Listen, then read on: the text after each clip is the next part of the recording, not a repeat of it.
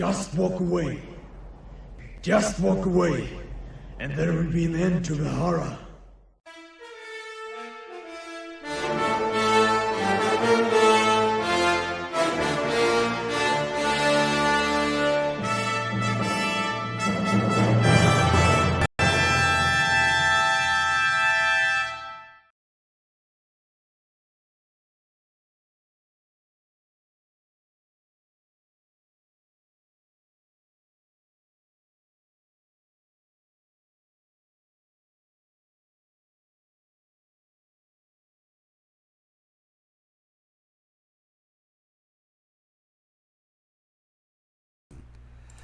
And we're live. Welcome, everybody. Another episode of MGTOW Chats. This is episode number 54, titled Doomer Boomer. And tonight, our guest is now Expat Unchained over in the Philippines, correct? Yes, sir. Manila. Manila. Manila. How are things for you over there? Pretty good, but I'm just counting down the months until I can move out of the city. I'm actually living at the intersection in all of Manila, Philippines. It's Shaw Boulevard and EDSA. I found out that it really is the most busy intersection in the entire city. I live directly over the most busy highway, but it's a really beautiful view. It's a new apartment, but I'm just counting the months. I had to come here. I didn't choose Manila. I had to come here for personal business, medical coverage, and so I want to find a quiet province where I can get medical coverage, and I'm just counting the months down and saving my money until I can get another security deposit together for a new place, or else quieter. How big is Manila? How many people? I was looking at that a week ago, but it's about the size of it's a little bit smaller than Bangkok. I think that's just one part of Manila, because Metro Manila is like 6 different cities. So yeah, that would be big. I don't know so I think just Manila, the actual Manila, that within Metro Manila is about the size of Bangkok, maybe. I was looking on Wikipedia, but it's if you can live in Bangkok, then you can do Manila. Yeah, right. It's pretty similar, but Bangkok. Yeah, I would imagine that living in if you're in the largest, it's probably the largest city in the Philippines, right? Oh yeah, Yeah, definitely. that's the last place Just, you really want to be, man. I mean, yeah. if you're, in my experience, if you have to work and obviously you're going to migrate to the more metropolitan areas for jobs, especially as an expatriate. But I think in your situation, I don't know, do you have to be in that city? Yeah, I came here for business. I had medical issues to take care of, and I was just putting this off. Like, I knew the whole time that I was in Thailand and Cambodia, I knew that I eventually had to move to the Philippines because this is where I could get my medical coverage and my issues with the VA. And so I had to be here to check in with the VA and get my medical issues taken care of. And then, so once I get on this, I can find somewhere, there's provinces here where I can still get medical coverage covered by the VA, but I needed to come here and get it all set up and make it like a part of my life. And so I knew I had to come here, but I was putting it off for a little while. And so I had to come here first. It wasn't my choice. The city, I didn't pick the city. But at least I get to live in Southeast Asia, and I can stay in the provinces, no problem, and it won't be that hard to come back to Manila for an appointment or something. Right. If I do live like in Angeles, or right now I'm looking at Angeles or Batangas for next year, to move, but I haven't really looked into it. Rico says, will you bring up the Phnom Penh slide? We might. That might come up today, Rico. But actually, we want to get into, to start with, we want to get into the topic of boomers, which is obviously the baby boomer generation. And Lamprey, you had something you wanted to intro us with, didn't you? Well, I've been putting this comment off, my little quote, for well over 6 years. It'll be the first time I'm actually stating it. How much is the credit card debt now? $1 trillion in credit card debt. Household debt in the United States is at an all-time record high, despite the Trump revolution, the Trump economy, and it's never been better for a boomer. I mean, who's benefiting from the Trump rally in the economy? It's the baby boomers. You go out to any Friday. If you go out Friday, Saturday night to any restaurant, every restaurant is jam-packed to the rafters. Hour to 2 hour wait to get a seat. You have businessmen gorging on the most exotic meats, rare wines you can imagine. Pass me more of that cheesecake. Give me more of that red wine from Chile. Right? You go anywhere. There's no recession. There's no depression. Where is the debt? There is no debt. Everyone's out partying. It's a tale of two generations. The wine is pouring. The food stamps are soaring. It was the best of times. It was the worst of times. You step outside that restaurant, you trip over a homeless person that has a syringe in his fucking arm. This is America today, and this is because of the baby boomers. Exactly. Very well said. That's really what we want to get into today. And as I said before we came on, I think Lamprey and Unchained have a little bit more experience with the research on what defines the baby boomer generation and what is a big difference between them and the generation today, which we call millennials, correct? Yes. Define for me a millennial first. Well, let's define, before we define millennial, let's define baby boomer. Okay. Baby boomer is someone born between the years of 1946 to 1964. I tend to stretch it to 1965, 1967, but the consensus is it goes from 46 to 64. Millennials, it becomes broader and broader. I would say it's someone born between 1983 and 1993. I think that's a fair 20-year span of what a millennial is. A millennial got to experience what it was like pre-internet and post-internet. I am. You and me are Generation X. Okay, yeah, I think I'm before the millennials, so I'm the Generation X, and Lamprey, you're a millennial. Correct. Right. You're the one that everybody shits on nowadays. Mm-hmm.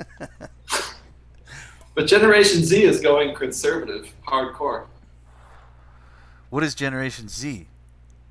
They after the millennials. I don't know the exact date off the year number off the top of my 95, head. 96, 95, 96, yeah. Okay. Probably still in high school, right?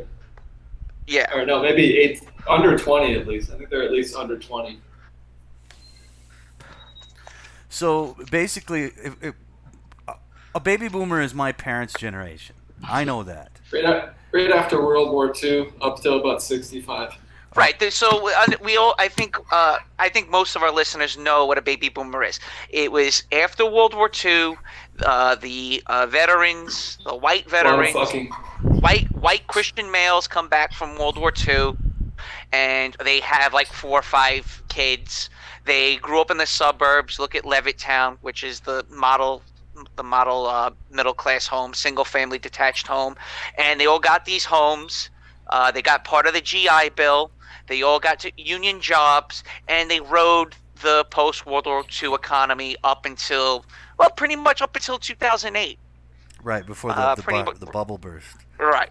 So that's they were the richest generation in U.S. history, and they just said, "Fuck everything that happened before us. We're throwing out like." They were the kids in the 60s and the 70s, and they said, right. "Fuck all that shit that is good. It's just all about us. It's all about the moment and sex, drugs, and rock and roll." And then in the 80s, they were the me generation. So then they were like still totally narcissistic, but then they figured they had to get jobs or die young, and so they're like, they had to grow up a little bit.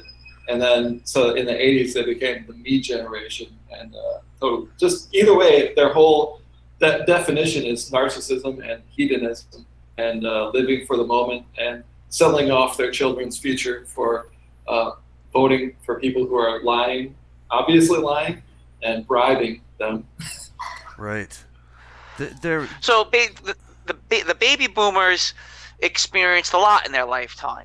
Now, before let's do a citation, a little bit disclaimer note for this, what we're going to discuss. We understand that there's an intergenerational conflict, and we don't want to pin sons against fathers, daughters against mothers. That's not what this conversation is about, as much as what the elites want it to be. Okay, they want that conflict as it was in 1969. When you go back to 1969, why did the baby boomer generation rebel against their parents? Well, you have the I lost you. What was that? World War II happened. Sorry, can you hear me now? Yep. Okay, so World War II happens. Our grandparents come back from World War II, and right off the bat, as soon as World War II ends, we got to go to war with Korea.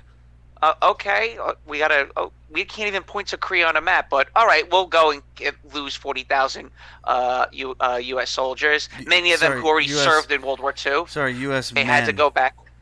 Yeah, all U.S. men had again to go into Korea. Fast forward another 15 years later, now you got to go to Vietnam. And the baby boomers are like, wait a second, how can we keep going to war with these foreign countries? And we're being the aggressors at this point. Why can't we just leave other countries alone? And I think the greatest generation, as we like to call it, sort of just laid down and realized that it's all bullshit. So there was a conflict between father and son when Vietnam happened, and we do know about MK Ultra. We do know a lot of it was a psyop. Okay, with the Doors. Mm-hmm. With LSD, smoking weed, the hippie movement that we all fucking hate now. The whole hippie rock and roll movement for sure was part of that. Mm-hmm. The whole make love not war, sexual revolution, all that bullshit. Which was quoted. The person who quoted that was a Jew, by the way. Make love not rock and roll. I was thinking of that today before the show too. That was exactly one thing. It was all about slogans, like feel good, nonsensical slogans. And fuck all the things that actually build society. Meme before it was a meme. Well, that was the invention. It was right during that time the invention of the smiley face came in. Yeah. Grateful Dead. Yeah. So the greater generation somewhat laid down. They rolled over. There was the first time that the parents didn't give a shit about what their kids were doing. That's what it came down to. Okay. Right. And from that time going forward, the baby boomers carried on that mindset that their parents had, was just lay down. It's all good. I got my job. I got my house. I've never gone a day without eating. Fuck it. Fuck the future. Right. This is where it all comes back. The baby boomers carried that on. They rode a phenomenal economy fueled by the post World War II rebuild. And through that time, they became more selfish. They became more narcissistic. It's me, as Unchained just put it. So they started getting pensions. They started looting the country. They decided to have open borders. Fuck it, all right, open borders, cheap labor. Yeah. Right? Girl power. Girl power. Feminism. Yep. Feminism. No fault divorce, single motherhood, divorce epidemic. Yes. Yeah.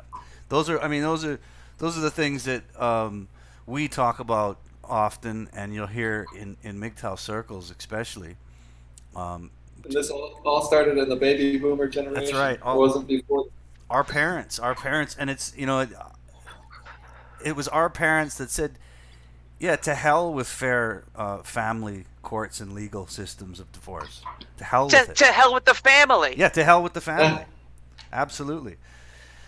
I mean, it was, after all, like you were saying, Lamprey, probably the beginning of mass consumption culture as well. Materialism, consumerism, yeah, bankism. Gotta have it my way, me all the time. Yep. Boomer. So basically, it was their parenting style too. They didn't raise their kids much. They lived for the moment. They didn't care about the future, and just we're gonna get into that. We're definitely gonna get into that. But so now this is where we are. The month of August was the most money spent by the U.S. government ever in the history. under Trump. Yeah. in the history of the country. Wasn't it Obama? Wasn't it Obama? You feel good, you fucking curmudgeon baby boomers watching Fox News 24/7. I don't want to forget this about QAnon is like the perfect fantasy for baby boomers, because QAnon is a fantasy that they don't have to do anything. Somebody else has got this covered. Just trust the plan.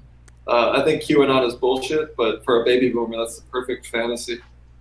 Well, in it's interesting though. Lamprey, you said they love it. You said they're watching Fox News. I tend to disagree. I think there's a lot of mostly it's boomers that are watching the mainstream media. No, the young people they still watch TV. Yeah, the boomers are watching TV, but they still watch TV. But when you say Fox, it makes me think that all the boomers they watch CNN. Yeah, I don't think the boomers lean completely right. I think a lot of them lean left, man. They're socialists. The boomers are socialists, which is why. They lean. They lean left because it fuels their pension. Yes, absolutely. Still looting the country. Yes. Yeah. They're the ones. I mean, they are not willing to give that pension up. They are not willing. They're like, I paid into it. I deserve to get this pension now. They pioneered modern day feminism. There's nothing more left than that. I mean, I look. My mother is a baby boomer. She's now 70 years old. And I talked to her quite a bit, and she said to me once, "I'm a Marxist," and I'm like, "What the fuck? How did that happen?" I probably brought this up before in a show, but my point is I don't. It's not like I hang out with baby boomers, but I do spend time with my mother and her boyfriend and their acquaintances, and none of these people seem conservative to me. They tend to brag about their sort of left-leaning political ideologies. Well, because I am a millennial and because the demographics at where I live, I'm swimming in baby boomers, and the gluttonous sloth that they fucking are, loud, egotistical. It's all about, I'm better than you, my kids are better than you. Oh yeah, well look at my boat, well look at my car. This is the baby boomer. Pensions that you can't even imagine. I'm talking 6,000-7,000 after taxes pensions, and they have 3 jet skis, and they retired at the age of 50. Who the fuck is gonna pay for all this shit? Are you kidding me right now? Yeah. They don't care that the next generations are really like barely getting by, and they can't. They don't want to hear it. Look, Luke, if you go and try to speak to a baby boomer about what we're talking about right now, they don't want to hear it. They don't want to hear it. Yeah. It's their fault. For example, you go on. No, you go ahead. No. What I was going to say is, here I am trying to buy a house, and what do my parents do? They buy a second property that no one lives in. Jesus fucking Christ. Both of them, 2 separate places, 2 separate houses. And meanwhile, they don't even care about their children not having grandkids. They don't even care about having grandkids at this point. Well, Speedy Biker 91 in the chat says that's why healthcare is falling apart in Ontario, here in Canada, a very sick generation. Well, the boomer generation too, and that's something we're going to discuss today. Is obviously they're getting too old to take care of themselves, and they're going to start having to suck up all the health care, all the money put into health care. You pay. You're going to pay it for them. You're paying $400, $500, $600 before the premium on monthly health care. Okay? And employers don't want to give it to you because, again, that's eating into the bottom dollar for employers. So you're subsidizing the boomers as their house worth skyrockets and you can't go and buy a home. Yeah. I mean, who's willing to pay this kind of money for a cell phone? A boomer is, because they have all the money. Yes, that's right. But I'm very curious because really I think the point of our topic is sort of the conflict and the divide between these generations. And I don't think they're really seeing each other eye to eye at all. I think there's a huge disconnect between, say, someone your age, Lamprey, and someone my parents' age. You agree with that, right? Absolutely. So, with this huge disconnect that's happening, it's funny because like I said, I haven't researched this topic a lot, but just being a casual listener to what's going on around me about the topic, you often hear the millennials get bad-mouthed, correct? Well, it's all millennials' fault. And don't kid yourself. They blame you for everything. You're lazy. You have no ambition.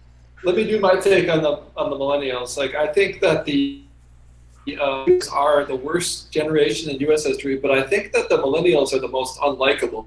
I just think they're very pussified and soy, and it's not the millennials' fault at all. But that's why they're not the worst generation. But I think they're the most unlikable. I'm not saying you specifically. I'm saying millennials. They vote Bernie Sanders. They're very feminine, like very Absolutely. just gay sound, overly gay, and very, they love socialism. A lot of them, a lot of millennials like socialism. And, they kick women in the face. They roundhouse women in the face. They join they join violent Antifa groups and put on masks. Very SJW. SJWs. The millennials are very SJW. Yeah, and I agree. So I think they're the most unlikable, but they're not the worst generation because it's not their fault. But they're the most unlikable. Like the smallest balls. Like they'll still have some they seem like a person you can hang up or you can like them. They have some balls. They've been through something or something. But even though they're the worst generation, baby boomers, they're not totally soy and SJW-ish like the millennials. Right, I agree with you. I think, but it's not the millennials' fault at all. Yeah, I agree. It's not the millennials' fault. It's you can't really point the finger at them and say you're lazy or you're this or you're that. They were handed a baton, a putrid baton, one in that's flames. On fire. Yeah, on flames, man. Like, what the fuck can you do with that? Well, it's millennial monopoly. The indoctrination that millennials were born into, the whole culture was set forth by the baby boomers, really. I mean, the Generation X weren't really so much into the SJW shit and moral relativism. Well, who taught them the SJW shit? And mind you, I'm going to tell you something from a millennial standpoint. Most of those kids that vote Bernie Sanders, who identify with leftist politics that are my age, grew up in single mom households. Yep. And the concept of single motherhood was just celebrated by baby boomers. Yes. I mean, they practically and white guilt. They brought out the white guilt thing too. They really made that strong. The white guilt. Well, that's them trying to shift the blame onto the next generation. Oh, everything's turning to shit. Let's just blame the white people that are growing up now. Yeah, blame my son. It's his fault. Yeah, man, absolutely. Blame my white children. I'm almost dead. No, I think they were blaming the older generations that it was white men. That's who's the cause of every problem, like in all history. I think they were blaming their parents. The boomers thought their parents were evil white racists, and white racism explains everything. Yeah. It's around us all the time, and it's happening all the time, and it's the explanation for everything, all the problems. Agreed, but it's very convenient for them to do it 10 years from their death fucking bed when they don't have to deal with it. But I think that was their whole childhood in the 60s and 70s. They were big into that. I think that was their way of steaming enlightened to hate on themselves, and I think they started that whole self-hatred culture. Self-hatred, right, yeah. That makes sense. That absolutely makes sense. They think it makes them seem more enlightened, Well, they got indoctrinated with the Red Terror, with the nuclear bombs going off at any moment in the 50s and 60s. And then that carried over into 9/11, where they think Muslims are underneath the bed, going to blow up and kill your kids or some shit. And moral relativism? Moral relativism. What about moral? Yeah, there you go. Self-determinism. It's subjective. There is no right or wrong. It's not good and evil. It's just all about how you look at it. How you feel. It's the narcissist. Yeah. For a narcissist and a sociopath or a lazy hedonist, the biggest green light to run wild and destroy everything for their own selfish black heart's desires is moral relativism. That means there is no right and wrong. It's all just how you, so I can act however the fuck I want to act. I'm a boomer. Yeah, everything is subjective. It's incredible. Yeah. Absolutely incredible. Rico says, my dad mocks me for saying marriage is risky, and then he goes to bang hoes in Cuba. Rico, I thought you said your mom was raped. He did say that. That's funny. So, talking about the pensions, do you want me to bring up that article about your pension is a lie? Well, in a minute, I'm still on a rant here because there's so much things I want to talk about. Okay, so you go out to dinner, you bump into baby boomers, and they'll complain that the chivalry's dead. Chivalry's dead. It's your fault. Chivalry's dead. What happened to the days of a man holding a door open for a young lady?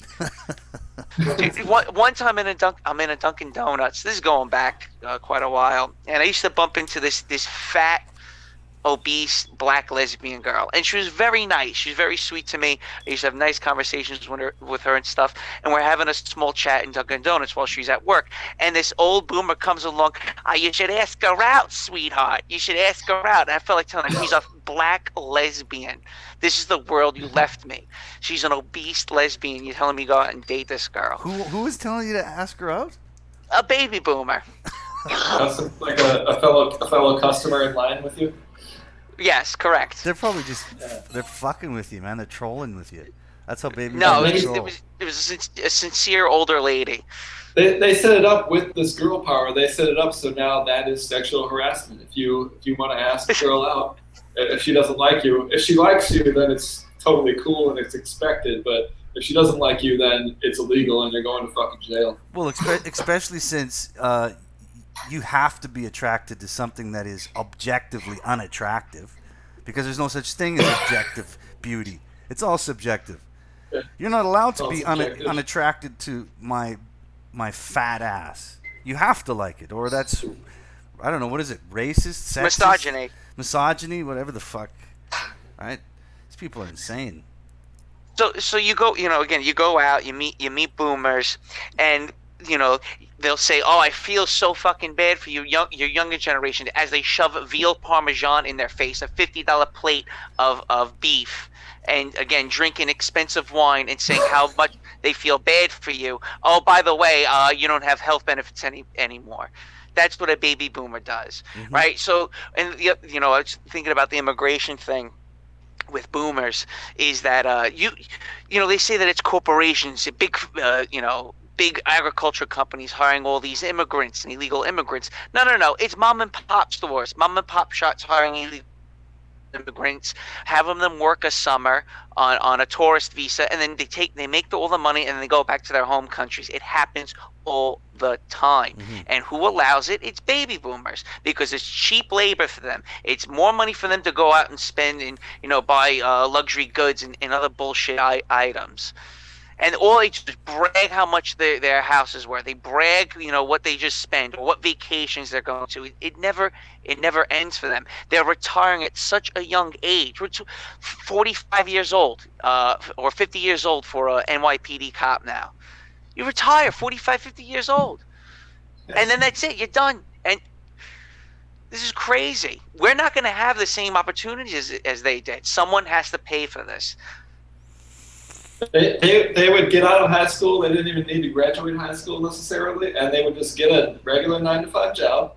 And that means pretty young. They could, if they just stay at that job, they could probably get a house back in the 70s or even the 80s. And their life was set. They were born into a very good economy, born very rich as a society, and then they fucked it all up so that we were born into that we have to still live with our fucking mommy and daddy when we're 35 years old. Yeah, and we can't get an apartment. Well, when they were able to get a job out of high school and make a certain salary to buy a house, and one of the reasons is because the market of employable people was much smaller than it is today. Now it's flooded with women and fucking immigrants. Foreigners, And immigrants. foreigners. You know, so they fought. Luke, Go ahead. sorry. Luke, you were talking about not graduating high school, landing, huge. That was my godfather. Barely graduated high school. He's now an executive for Merrill Lynch, and his house is worth $1 million. That's it. Yeah. Yeah, it's just like where I grew up Yeah. in Wisconsin. They have this company I used to work for called Quad Graphics. And it's like a big printing company in the Fortune 100. And most of the people that were starting at that place in like 1980 or the 70s, they were barely high school graduates and like hardly any education. But they got in and just working in a factory job. But it's a good company and it did well. It's not good anymore. Like when I got into it around 2005, like I was like competing with fucking immigrants. Like weren't even really trying to be citizens. Just guys that were temps that couldn't speak English, and I had to compete with them for the Very good, my friend. pole position. And the guys who started that company just like barely got out of high school and became incredibly rich just working in a fucking factory. Absolutely.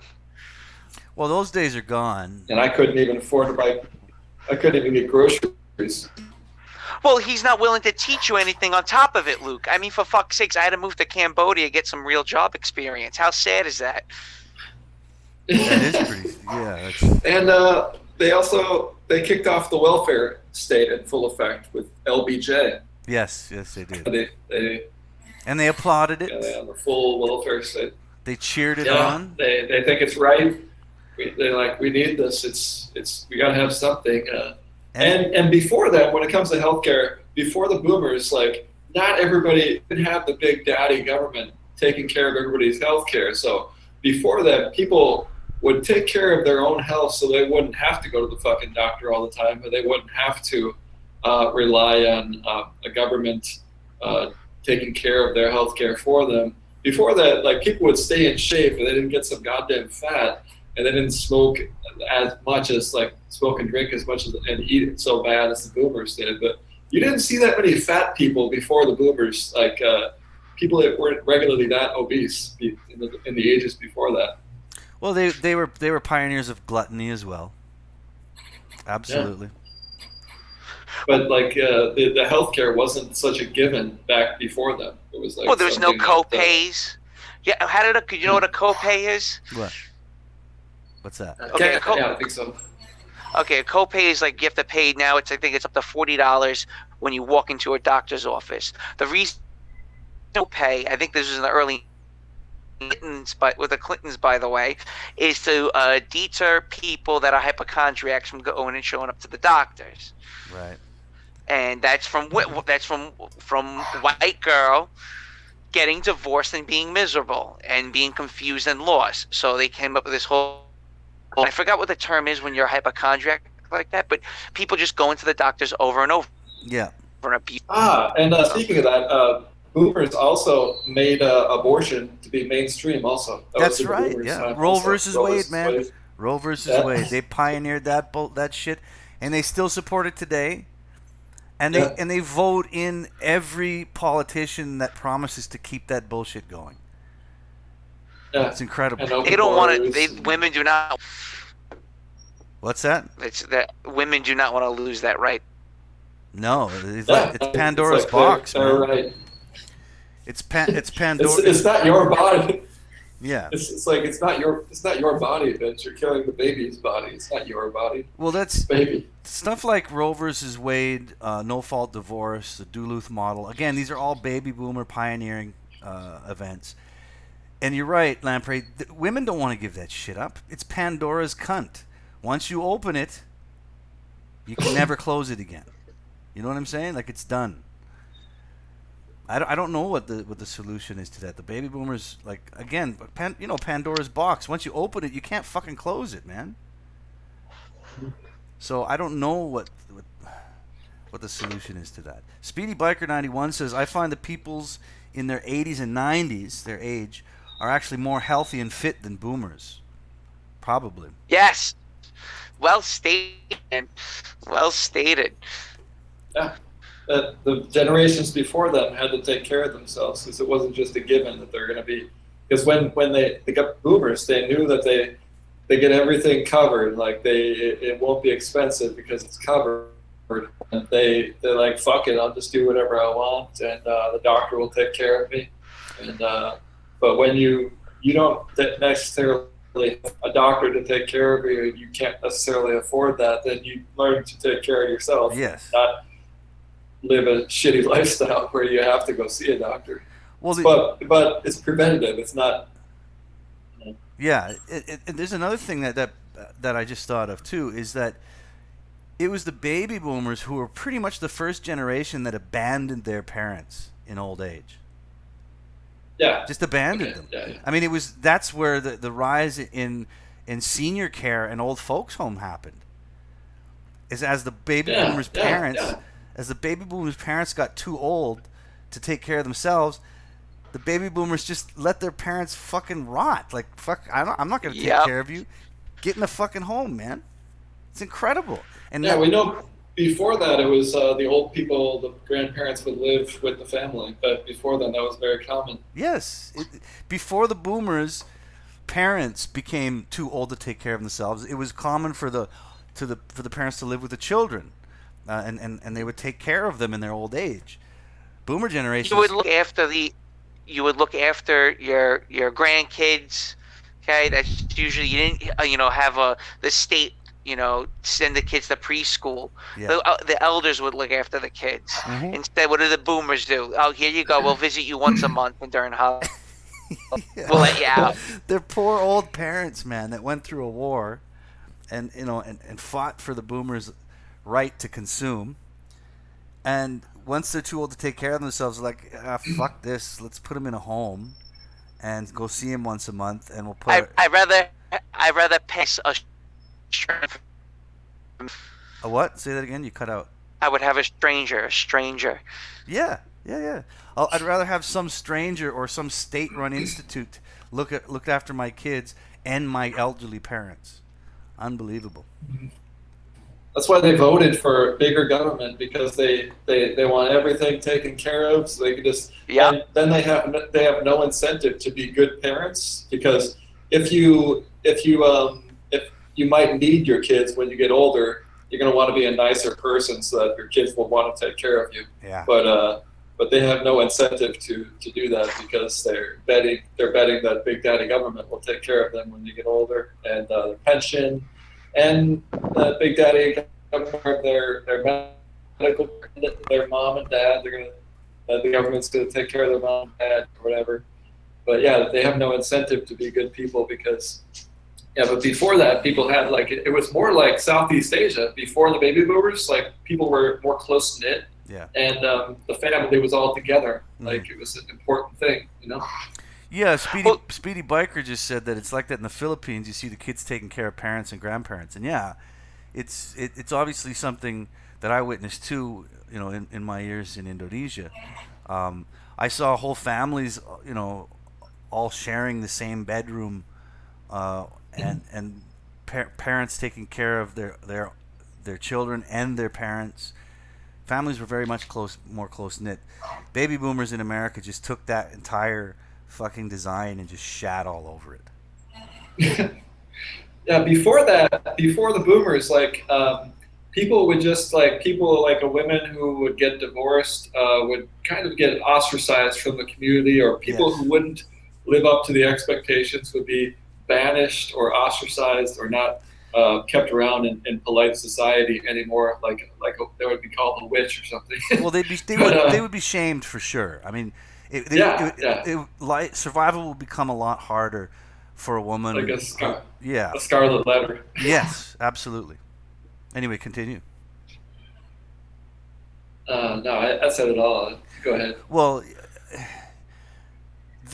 those things. There was a pressure. There was a cultural pressure. Yeah, before the boomers. There was a cultural pressure for women to actually behave modestly, and in sort of a professional or polite way. Now, that was because of religion. There was still a religious aspect to things in the United States, and once you remove religion from this factor, she thinks she is a goddess now. She is intoxicated, whatever. Whenever she damn no one's gonna stop me, and some women don't even realize how much power they have right now, and so there's a between maybe wants to have teeth. No, you're deep. I'm losing Man, you. I'm losing you, Lamprey. Oh, sorry. Can you hear me now? Yeah, try again. Okay, so she's intoxicated with her newly found freedoms, and guys are defanged. They don't have teeth anymore, and men want to use their teeth. And basically, the government, the ruling class, is defanging you, and the boomers are doing absolutely nothing about it. They're like, "Oh, I don't know what you guys are gonna do. It sucks to be a man today." I'm like, "What the fuck? You're the one creating this mess." Yes, absolutely. And they also tend to blame the younger generations. Like, you just got to man up. You just got to go ask the girl out. Just take your role. You gotta man up. Son of a bitch. Well, and I think you're right, Lamprey. It has a lot of it had to do with religion, the idea of religion within the culture. It sort of brought again an objective concept of morality, right? Not like whatever I feel is moral and I'll just fucking do it. There was sort of an objective form of morality that came up, and there was clearly an understanding of different gender roles and sexual marketplace value between the sexes. And so yes, a woman who just said, you know what, I'm going to divorce my husband because I'm fucking unhappy, she got ostracized. She didn't get alimony. She didn't get fucking child support. She got kicked to the fucking curb. This is upheld for hundreds of years in America and the West, hundreds of years until the baby boomers. Like, everybody kept that culture going, and it kept on building towards something. And then they inherited the richest society in world history, and then they shat it all down the fucking toilet. And it started in the '60s when they just said, "Fuck all this, fuck it all. It's all wrong." And it's going back again to Southeast Asia. My experience of getting a divorce there was very eye-opening and enlightening to me, because when I walked into the courtroom, because of course it's very common for men to have to drag themselves into the courtroom because their wives want the divorce, which skews the statistics on how many women actually file for divorce and puts it up to around 90%.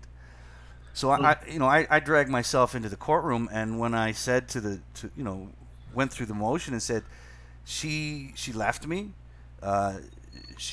she had no reason for the divorce. There was no proper reason for the divorce. She just didn't feel like being married to me anymore. And the court just said, well, fuck her then. She's done. It's illegal in the Philippines to get divorced. Well, it's there. Because it's a Muslim country. Yeah, the Muslims are okay with divorce, but you can't do it for no fucking reason. Like, you have to have a good reason, man. And that goes through the courts of the Pengadilan, which is the religious courts, right? It's the religious courts deal with marriage and divorce, not the state. It's totally different. Mm-hmm. And if you, as a Muslim woman, if you just say, I want a divorce because if you can't give them a solid reason for the divorce, then you don't get anything. I didn't owe her my house. I didn't owe her my money. I didn't owe her nothing. I didn't even owe her custody of my kids. So in that culture, if the woman just wants to be a cunt, then she's going to get treated like one. She'll become a pariah. And now my ex is now. She's a pariah. She's frowned upon by her family and society in general. And that's something that keeps women. Had any other kids? Yeah. Well, she's she's pushing 40 now, or she's 40 now. No kids, no boyfriend, nothing. I mean, who the fuck's gonna even want to marry? Well, look what the boomers are doing with their own daughters. They're raising them like men. They're raising them like men. Yeah. And they don't seem to realize it. It's my daughter. Oh yeah, well my daughter. Nah, nah, nah, nah, nah, nah, nah. That's a fucking just fucking gabbing over their fucking softball tournament. They're fucking they're running a New York City Marathon. You know, would anybody actually care if you were doing a marathon if there's no spectators? Would anybody care? No, because it's about you, and you have to be, and the narcissism and the filth that we've turned into as a culture is just no. Is it Roman Empire-esque? A little bit, especially when you bring in the homosexuals and absolutely, and then a revolution. Well, a lot of the boomers, the boomers, women who were hippies, fucking probably got pregnant outside of marriage, tried to make it work, divorced because they're too independent, and they're raising daughters. A lot of their daughters just became fucking lesbians. Right, so they have no idea how to treat a man. No. And they have before the boomers also it was would raise their daughters to on how to be a good wife and a good mother. But now, since the boomers is when the idea took hold. Oh, she can be a police officer. Mm-hmm. She can be a president. That's she right. Can be a construction. She can be a construction worker. She can be an action hero. She can do anything a man can do. and no, she doesn't have to be a fucking mom. That's so demeaning. It's like, that's where that idea started. It's like, you want to be a girl? Yeah, that's empowering. And they've been more miserable ever since. Well, and the children hate them. The children fucking hate them, man. And I think that's a lot of the reason why there's a lot of, a lot of these kids coming out freshly out of the boomer generation, the boomers' kids. You see a rise in homosexuality. You see a rise in lesbianism in the women, because a lot of the time it's sort of a just completely spite. It's spite. It's being spiteful. Completely against the family. It's incredible. Yeah, girls need to be raised to learn how to be a good wife and mother. That's like the most fulfilling thing that they can ever do, and it's the most important thing. Like, to raise your kids, it's more important than any bullshit job that you will ever get. And that's where a woman is happy. And they're definitely not happy in the workplace. They don't fucking do anything either. They just shop online for shoes. Well, they're not have to show up on time. They're not lining up to fucking clean out the sewers. You know what Yeah, I mean? they're not looking for equality in garbage man or sewer jobs. They only demand the high up air conditioning positions. Absolutely. Without being qualified. And we just noticed there's a discrepancy in STEM fields. Women aren't getting hired in that, and it doesn't matter about qualifications or performance. It's got to be equal. Yeah, Marxism. Yeah, these are the baby boomer. These are the daughters of the baby boomers, and the boomers were like, my daughter can be anything except a sewer worker. You know what I mean? That's plumber or a plumber. She can do anything, but she can't do the. She can't go to war. No, not that. Subscriber on YouTube. You have one vote per person, up or down, in comments per cartoon. To keep it or dump it. We are also on Minds, BeatShoot, Twitter, Gab AI, Steemit, and all under the same name. If you like crude, rude, and everything else, check out Slaughterhouse Cartoons. You will not be disappointed. Goodbye.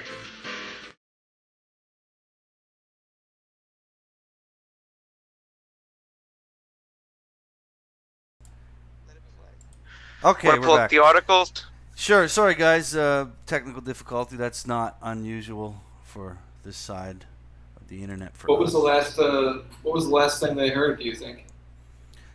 Right when you lost me, that's the last thing they heard. Oh yeah, so I just want to add in quick what I said is the thing about the millennials all wanting to go socialist and communist is when you ask them how you're going to pay for it, none of them have an answer for that, and they don't want to acknowledge Venezuela, USSR, China, Korea. They don't want to acknowledge all the places where socialism and communism was tried and failed fucking hard. It never works. And they don't acknowledge that, and they don't acknowledge who's going to pay for it. They just think it's a human right that they should get these things, and who pays for it is not really a question that you should talk about, or you're a racist or some shit. But yeah, a lot of the we know that a lot of millennials want to go socialist or communist, but they don't want to go move to Venezuela or anything like that. They just think it's a human right, don't they? Yeah, I don't think they understand. Well, first of all, they don't understand basic economics. Yeah. They just don't get it. And it's hard to understand basic economics. A lot of economics is quite common sense when you just do a little bit of research. But in order to have that common sense, you kind of need to move beyond gender studies. And you know what I'm saying? Like, you're not really. Yeah, it's just a human right to them. That's as far as that's their whole outlook. It's just we deserve these things. It's something that we should have as a human being. We deserve to have our medical needs taken care of, and we deserve a house over our head. It doesn't matter how you pay for it. We just deserve it. It's just automatic. We're a human being. Well, and, everybody should be allowed to come into America because it's human right. But again, that's something. That's another thing I wanted to bring up. Earlier, I brought up the fact that the entire geriatric business of geriatric care was started by the boomers. It started a whole new industry of abandoning your parents, right? Uh-huh. The other one is the downfall of post-secondary education. I think that what the baby boomers started with eventually led to post-secondary education and colleges and universities across the West to turn into little indoctrination schools. They don't teach an education anymore. You know what happened also, I was thinking about this before, is we beat the communists and the socialists overseas in World War II, but meanwhile fighting them overseas, the communists and socialists were working into academia, and and then that was right after World War II. Mm. And they raised the next generation with socialist ideas and communist Marxist ideas, and so they took over higher education and basically all education from kindergarten through college, but especially college. Post-secondary education is where all the Marxists are, and it's hardcore indoctrination. I went through a lot of it. Well, you want an example of how clueless or maybe ignorant or just refusing to see what they've wrought when it comes to the boomers is. I remember talking to my mother about, my son once he's done high school here in Canada, and I said I'm grooming him to go to post-secondary in Indonesia. There's some great universities in Indonesia, in Yogyakarta and in Jakarta, for tech schools and stuff that he likes. I'm grooming him now. I'm sort of like, hey, when you're done high school, you should probably consider going to university in Indonesia. And I've taught at universities there. I know what they're like. And my own mother just couldn't comprehend it. She didn't understand, like, how, what? Why would you do that? And I can't, you're not going to learn about the sorry state of post-secondary education in colleges and universities in the West by watching fucking CNN or listening to CBC, the Communist Broadcasters of Canada. You're not going to hear it. Every movie, every TV show, they all have that message. The socialist, Marxist ideas are all pumped through every source of mainstream, the big music industry. They all have that slant. Oh, all entertainment, absolutely. Yeah. All entertainment industries, from music to movies to television, it's all there, man. And boomers don't want to give up that old the mainstream media. They don't want to branch out and start listening to alternative news sources. No, they're frightened. They're frightened to death of it. They love it. They love mainstream media. Yeah, this came up last weekend when we were talking to Bernard Chapin, because he's my age. He's a little bit older than me, and I just brought up the fact that the boomers that I know are terrified of the internet. They think it's this horrible place where if you go on it, you'll suddenly become a white nationalist. That's an exaggeration to an extent, but they're terrified of it. Or they think they're going to get their identity stolen, or it's just all conspiracy theories. Oh yeah, it's incredible. They're all worried about getting their credit card stolen. Yeah. They're afraid of the change, and they love the mainstream media. Like some of them might admit that the mainstream media is lies, but they're like, yeah, but there's nothing. What else am I going to do? Well, I brought it up it came up when I was talking to my mother and her boyfriend, who's a farmer.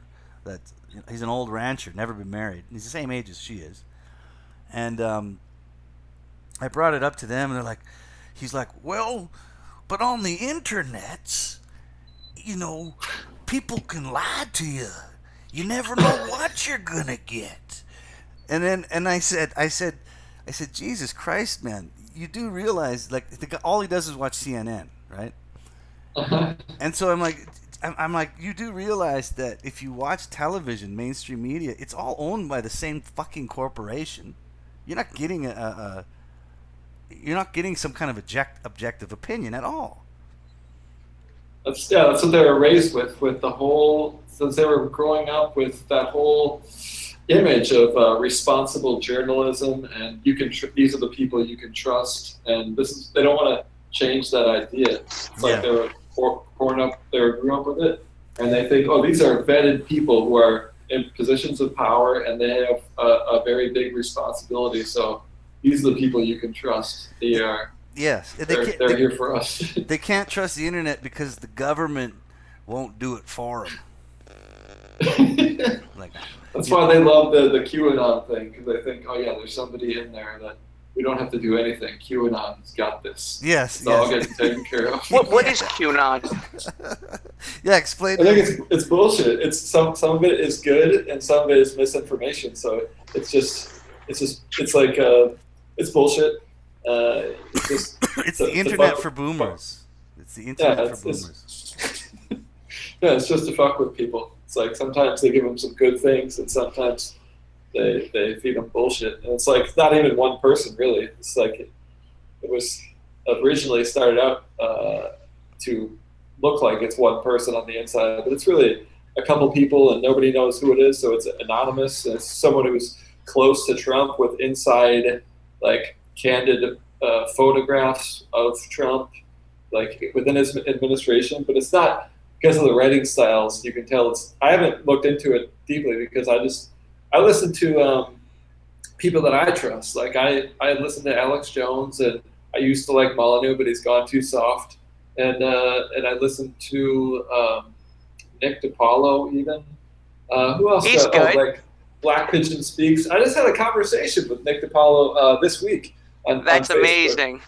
Yeah. He thanked me for sharing his links on my page.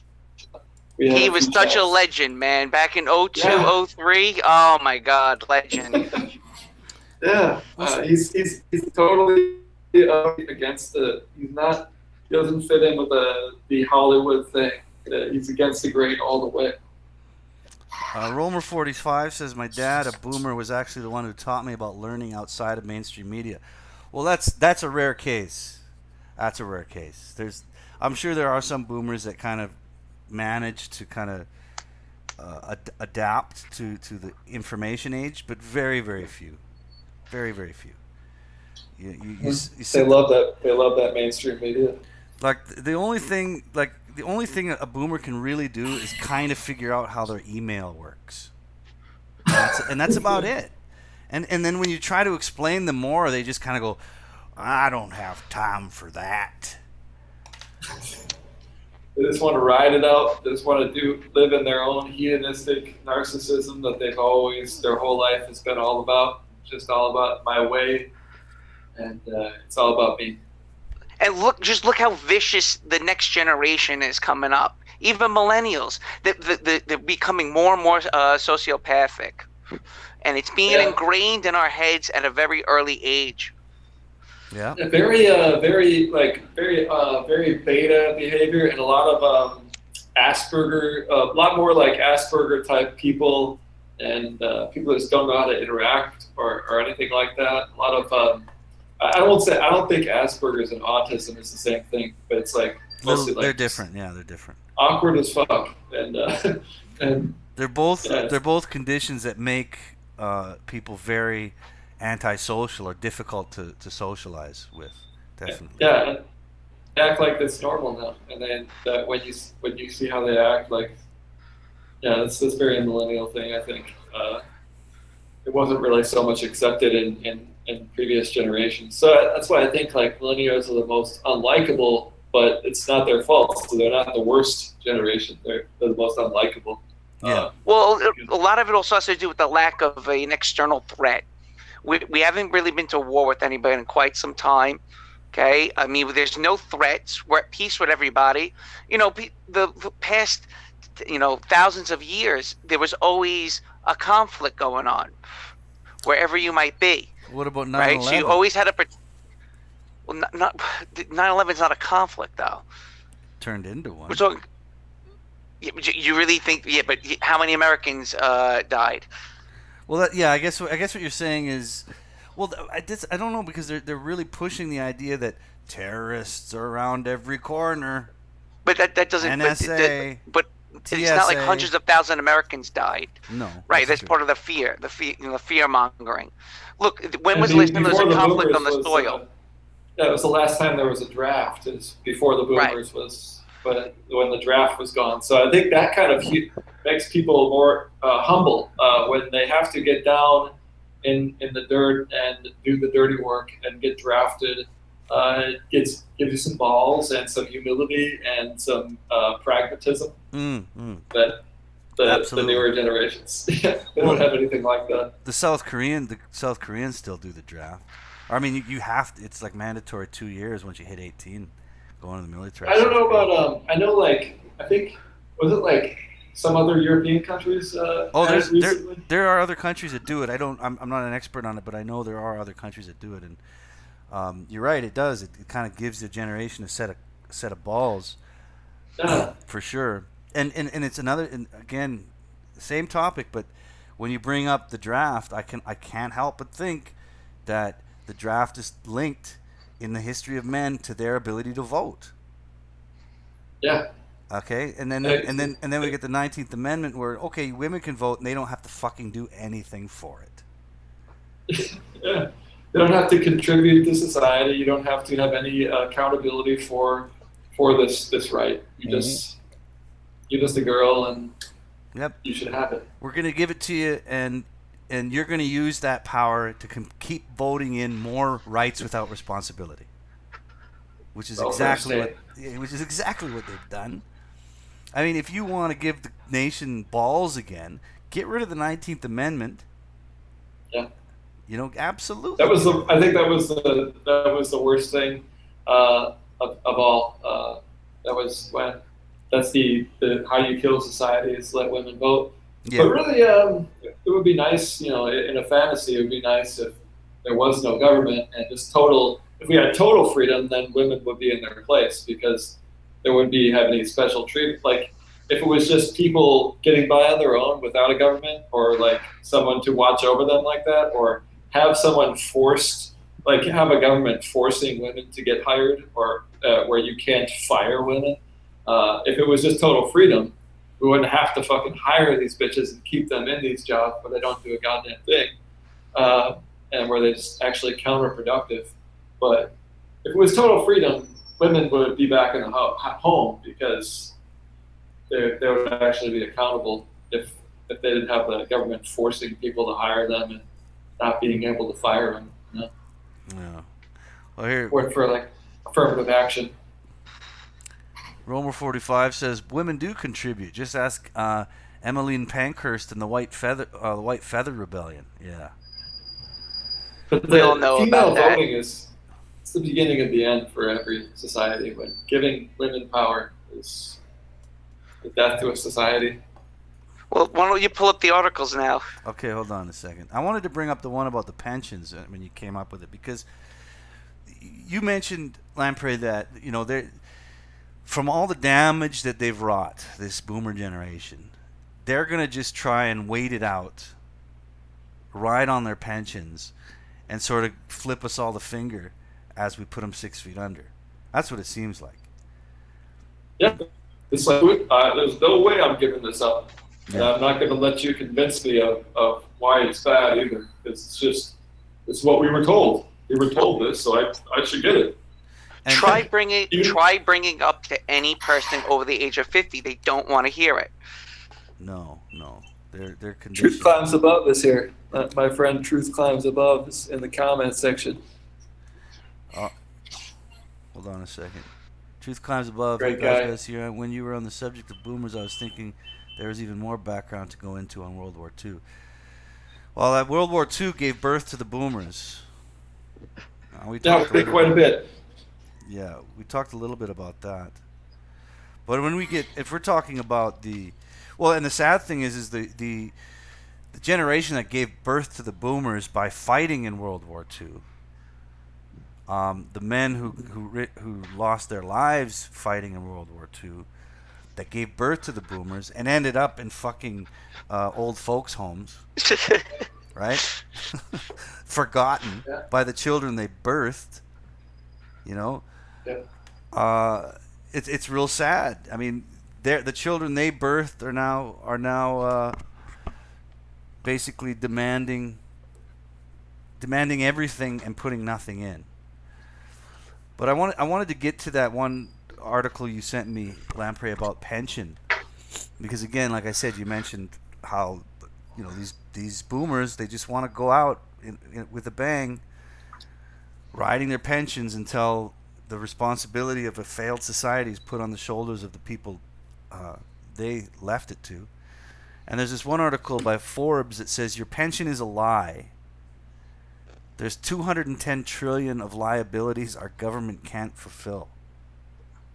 They knew it was a lie when they voted it in too. They kept on voting in for it, and they knew it was bullshit.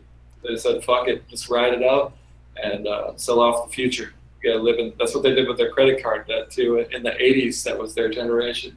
Yeah, I want to Really get into. big on credit cards. I want to get into that credit card debt. I don't have a specific article on it, but let's go through this one, and then I want you guys to kind of enlighten me a little bit on the credit card debt, because again, I don't know too much about it. So let's go through this. My dad did that. Okay, let's go through this pension one first. I'm going to read a bit of this. It says, in the U.S., we have 2 national programs to care for the elderly. Who are the elderly? Social Security provides a small pension, and Medicare covers medical expenses. All workers pay taxes that supposedly fund the benefits we may someday receive. The problem is that's not actually true. Neither of these programs is comprehensive. It says the end of government entitlements. Living in the Social Security benefits alone is a pretty meager existence. Medicare has deductible and co-payments that can add up quickly. Both programs assume people have their own savings and other resources. Despite this, the programs are crucial to millions of retirees, many of whom work well past 65 just to make ends meet. Now here we're talking about the boomers. Having turned 68 a few days ago, I guess I'm contributing a bit to the trend. And so a boomer wrote this, right? Have you read this one, Lamprey? Yes, I did read it. People don't understand that the most of the debt, the government debt is mostly pensions. It's not for debt owed to China or other countries. It's not even the military-industrial complex, for that matter. It's pensions. It's baby boomer pensions, and all the mainstream media and alt news will always cover that up because the people that control these sources of information are all baby boomers. Yeah, it's saying here, limited those Social Security Medicare are, we attribute one huge benefit to them. They're guaranteed. Okay, so here's the guarantee. Uncle Sam will always pay them. He promised. And to his credit, Uncle Sam is trying hard. In fact, Uncle Sam is running up a debt to do so. So you're absolutely right. One of the biggest contributors to the debt are these promised pensions. Does it make you feel a little more sorry for the boomers? No. They knew what they were doing. They were passing the buck. They knew it too. That's what they did in their parenting. That's what they did with their spending with credit cards. That's what they did in the 60s and 70s and the 80s. That's their whole pattern. It's just passing the buck and say living for the moment and fuck the future. That's what they did with their voting. And when they were voting these fuckers in for decades, they knew that it was bullshit. But their narrative that they like to spin is, we're just doing our part. They lied to us, and we thought that we were voting for good people. But they knew it was bullshit. They knew it couldn't be reached. It was unreachable. It was unattainable. Yeah, it's like live for the moment, and this is just what we got to do. Well, pension, 3 jet skis, a second house in Florida. This is a baby boomer. Meanwhile, again, you can't afford shit. It's millennial monopoly. If you remember what Sovereign brought up, millennial monopoly, AM? I do remember that, yes. Yeah, the board's on fire, everything costs a fortune, and it's your fault. What is that? Millennial monopoly. Is that just a joke or a meme or something? Yeah, it's a joke. Can you say it one more time? Millennial monopoly. Can you say how it breaks down? The board is on fire and what? And it's your fault.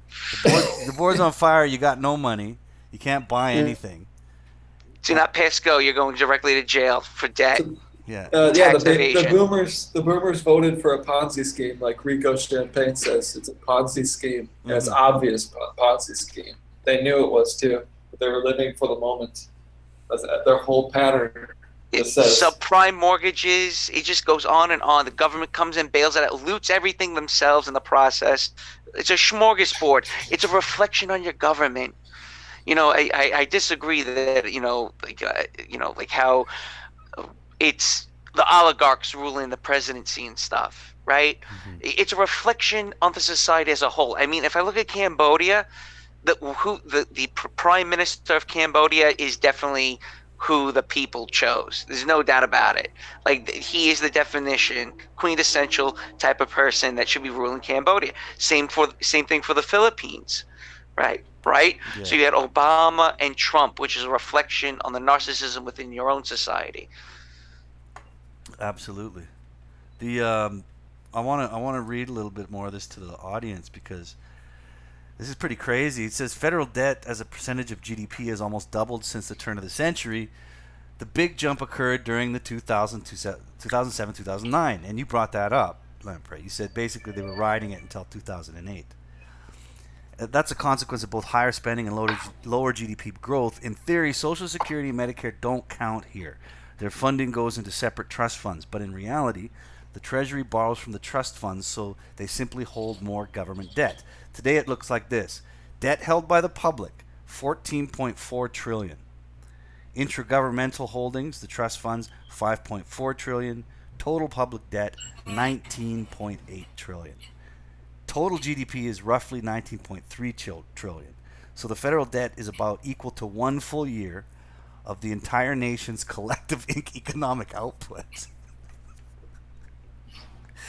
I'm also That's twisted, speaking man. of the 2007 and 2008. I just found something on that before the show. I was looking at moral relativism stuff, and there's a nice cartoon here on moral relativism in action. There's a cartoon of a big wave crashing that says foreclosure, and on the other side is a tornado that says subprime loans, and in the middle is the housing market about to be destroyed. Yeah. It says a grand example of this philosophy in action of moral relativism can be seen in the 2007 and 8 meltdown that occurred in the American financial and banking industry.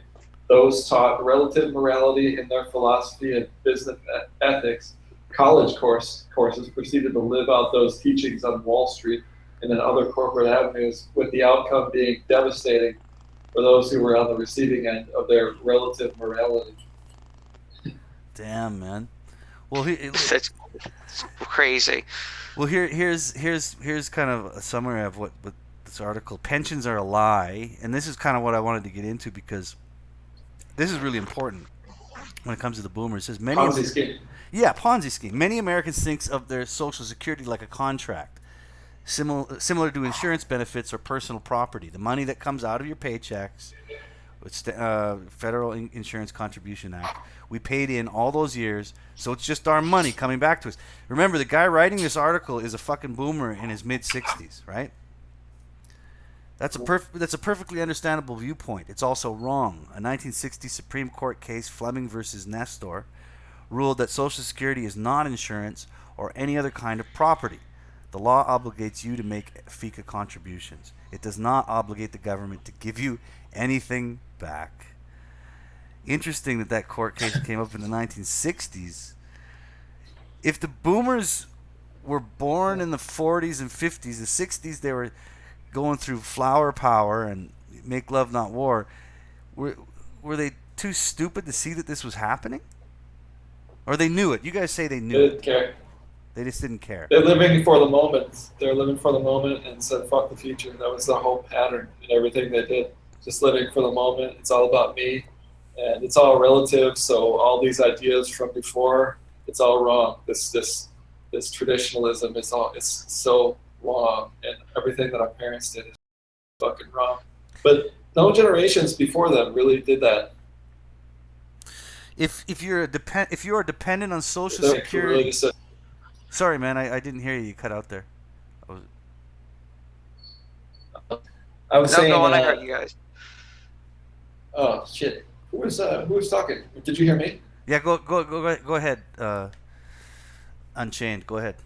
So you were asking. Shit, I can't remember what I said now. But you were asking. What was the question before? Yeah. Did you think that they knew it was bullshit? And I was saying that it's because the whole pattern of their living for the moment. It's all about me. Fuck everything that came before. They were like the first generation that, like the generations before them, didn't really do that. Where they said previous traditions are, but the boomers said all this traditional people, and we're throwing everything out, and they just threw out the whole goddamn society with that. And it was all about they knew that they weren't doing it for the future. They were living for now, and that's what their whole pattern says. It's everything they did. It was just we're living for the moment, and it's all about narcissism and hedonism and passing the buck. So I think they knew when they kept on voting for these things, welfare state and pro-abortion. They knew what they were voting in exactly, is what you're saying. Yeah. And I agree with you. They asked for it. Look, the party was good for them. They just kept partying on. They didn't realize that someone has to pay for this shit. Okay, so the 80s and 90s, it just kept expanding while the government starts looting it with things like NAFTA. Okay, and then they blame it was the pensions in Detroit. It was the African American guy making a living. It was his fault. And before that, Detroit was like a powerhouse. Like before that, Detroit was one of the most advanced places in the entire country. Yeah, I know. And the blacks built it. They really did. I mean, even today, most GM cars and American-made cars are still built by African Americans. But that's who you blame. You don't blame that you allow Japanese cars into the U.S. and European cars. That wasn't it. No, it was the African American in Detroit's fault. Jesus, and Detroit paid pretty hard for that mistake. Still paying. Now it's one of the biggest hellholes in the entire nation. It's like one of the last places you would want to be, like that in Chicago, anywhere that's a blue city. And Baltimore. But before that, Detroit, back in 50s and 60s or 40s, 30s, Detroit was like a major metropolitan powerhouse, like a center of industry and affluence, I guess. But now it's hell on earth. Absolutely. So if you are dependent on Social Security to fund your retirement, recognize that your future is an unfunded liability. A promise that's not really a promise because it can change at any time. So this is what we're faced with, or this is what the boomers are faced with. But what's the consequence to us if these boomers don't get their pensions? we won't have pensions. Yeah, That's a won't. consequence. That's already a given for us, I think. Oh yeah, we knew that already. So, but it's just if they don't get their pensions, who fucking cares? Let them die. Just let them die. Throw them in the old folks' home and laugh at them. Yeah, give them their due. I mean, they deserve it. Fuck it. It's there's no free rides. They didn't give us any leeway. They ruined our future. And they made us poor.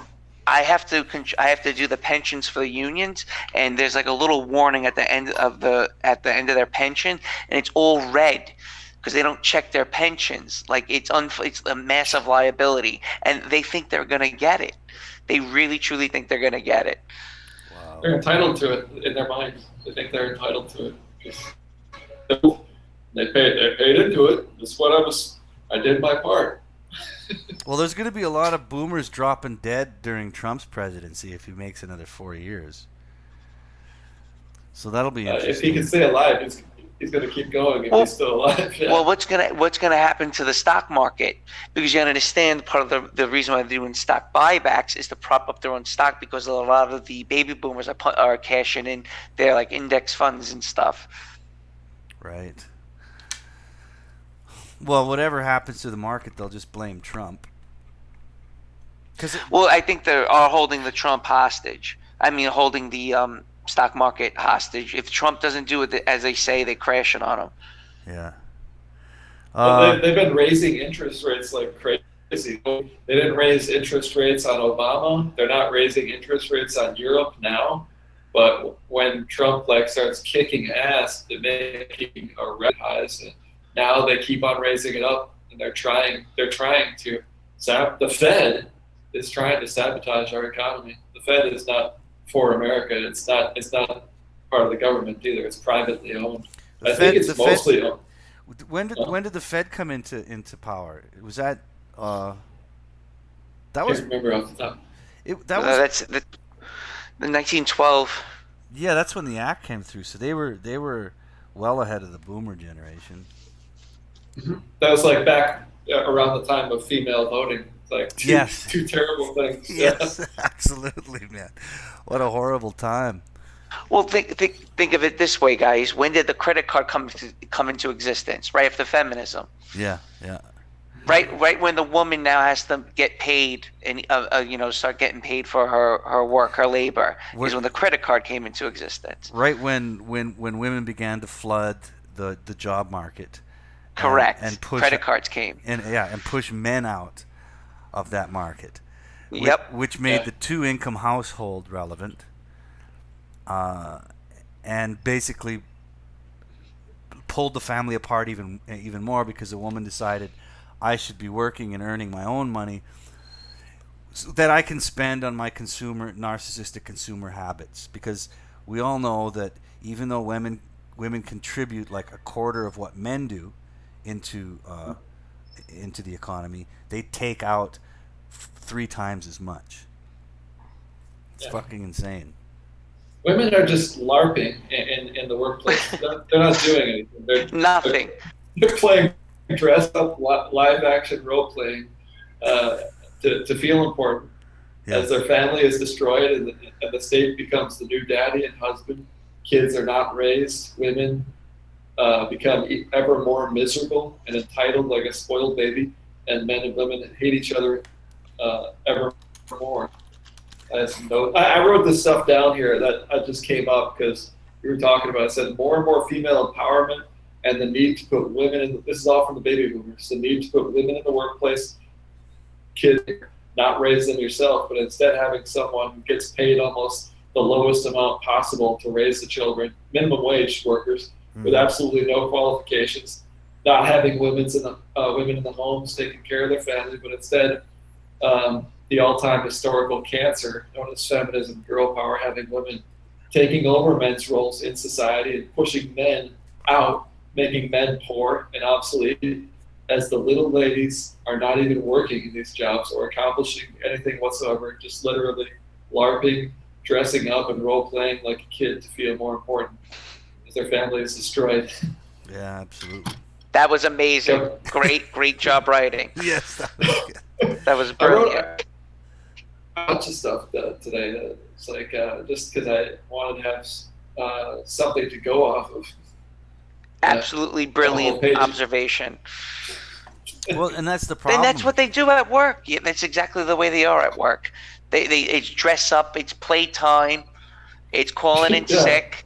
Flirting with the man in the office who's now terrified. Causing a Me Too moment. Yeah. office politics. It's like a little Game of Thrones, or like they do like soap operas in the workplace, and all these constant manipulation and game playing, and just trying to get people in trouble if they get on the wrong side. Well, they're not doing anything. They're just dressing up and acting like they're in. They're pretending to work. They're pretending to work, right? Yeah. It's like they come in with their. It's like when they were little girls and they pretended to have tea parties. Dress up. Yeah. It's the same fucking thing. And you guys hear about now I don't know specifics of the story, but this was a pretty big story a few years back about a woman CEO of a company who decided to hire all females for her business. Now I don't remember what kind of company it was, or what the business was, but within a couple years, the entire business fell apart and failed. Was that? No, it wasn't Yahoo. No, Yahoo is a more recent example. Okay. I can't remember now. But anyway, the point I'm trying to make is that this woman, after her experience, said, "I will never hire women again." This is coming from a woman. Oh, okay, yeah.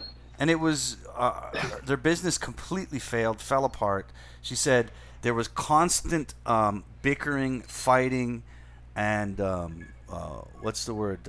Conflict between the female workers, gossip, just real bullshit stuff. And again, this is what happens. You put women into the workplace. They replace men. Men can't make as much money as they used to. All right? So men aren't obviously paying as much. Men become poor. They become poor. They have obsolete. We're pushed out of. And not just that, but they have to there's more competition for the same jobs. You get paid less because the workforce is exploding with a bunch of women that don't work. And the women that are replacing them. So it's counterproductive. Absolutely. They're making their companies lose money because they're counterproductive. Yeah. Nothing's getting done by these women. Yes. And so you've got, not only are you reducing the salary to the average worker, right? You're reducing the amount of output by men and the amount of input into the economy by men because they're making less and they're competing for fewer jobs for lower salaries. And taking men's incentive away too when they have no family to work for. Exactly. And then with the women that have taken their place, they spend more but put less in. And that's work output and economic output. Well, they're trying to bring America down. That's the main objective. I mean, that's still going forward, regardless of whatever you may think under Trump. What Obama put in place is still carrying forward, and no one's addressing these problems. And again, this goes back to baby boomers not fucking addressing the issues. Yes, absolutely. And let's go to the one article that you sent me. You said was the best one. Do you want to do that one? Yeah, go for it. It says, if millennials won't stand up for themselves, who will? This is by the National Review. It's written by Elliot Kaufman and Kiran Sridhar. I don't know if that was, if Kiran Sridhar had to have their name on there for some kind of equity agenda as far as who they hire, but his name's there, or her name. What is it? Is it? What's the organization, or was it a website, or what? It's a website, National Review. It's called. Oh, okay. Yeah. It looks like, with the font, it looks like Elliot Kaufman was the author, and then they added N. Kiran Sridhar because they had to meet some kind of quota.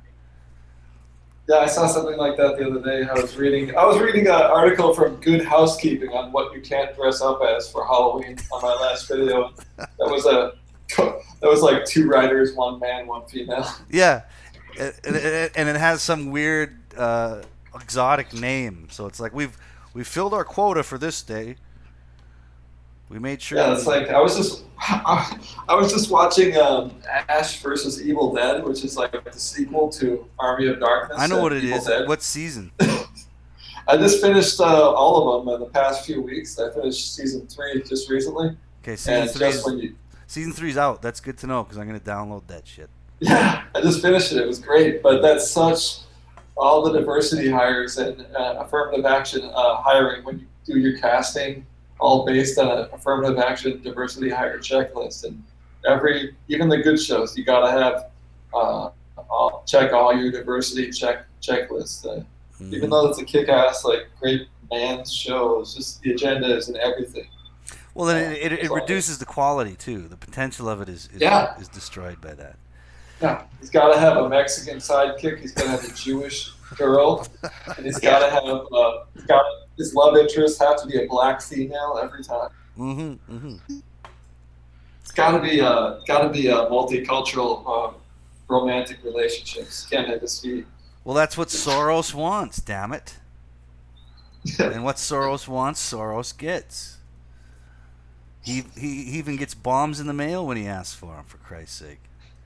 Yeah, it really brings out, and they got to make the man look stupid, and got to show the stupid bitch Lucy Lawless looking as she's like so powerful and dignified.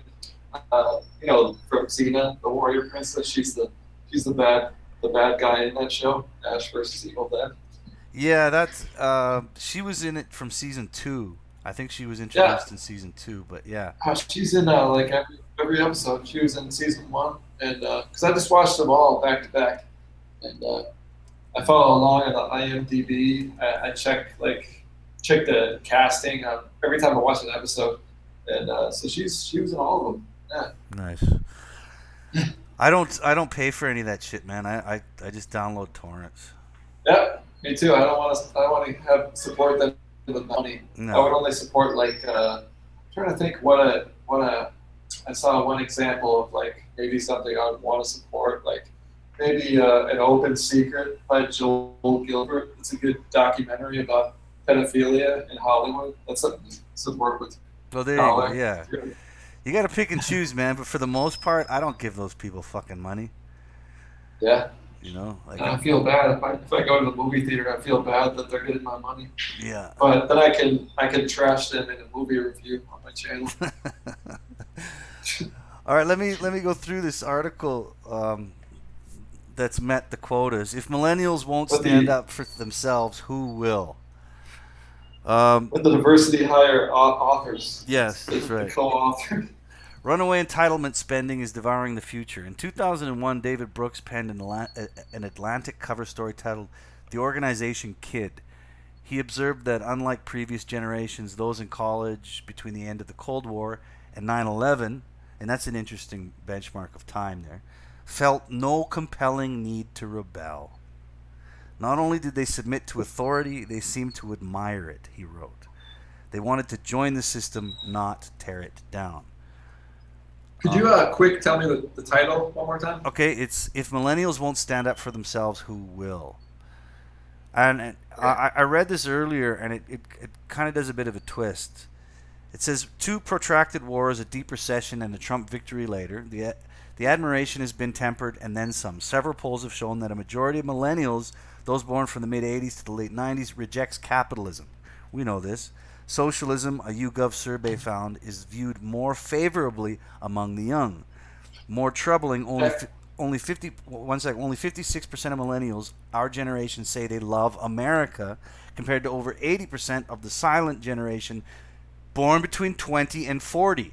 That's not the boomers. So between 20 and 40, 1920, 1940, 80%, the silent generation, this is what this article's calling them, 80% said they love America. Now, after the boomers, 56%. Right. It's racist and sexist. Right. And capitalism is racist and sexist. Yeah. The capitalism that the boomers banked on, they gambled on, their future on. Well, I'll tell you what. I was at a Yankee game. It was over the summer, and they sing as a tradition at Yankee Stadium. They sing "God Bless America." Mm-hmm. I don't know if any other stadium does that. But everyone was cheering. Everyone knew the words. But there was the first time in my life where I actually felt embarrassed as an American. Wait. When was this? Over the summer when I went to the 2 back-to-back Yankee games. Holy shit, eh? Like, what did you do? Oh, Yeah, yeah. I was embarrassed, man.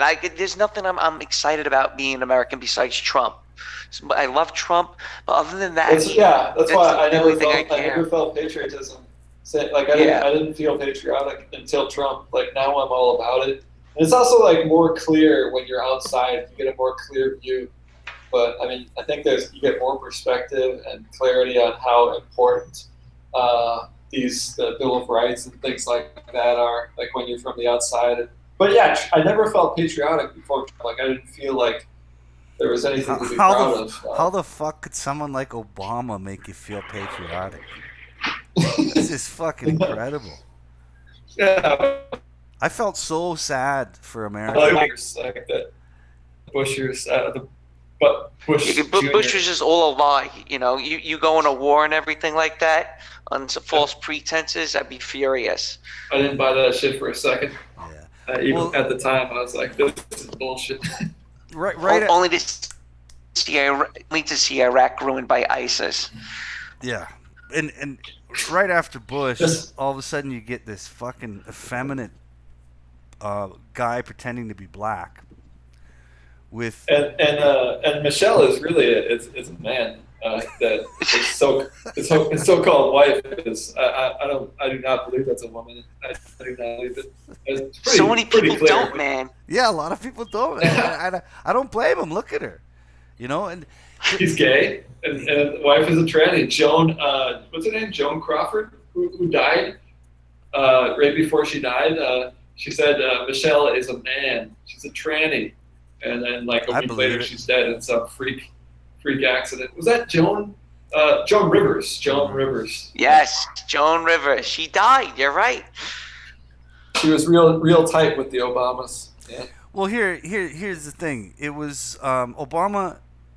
Obama had the most non-transparent history of any president to that point. I think nobody knew where the fuck he was from.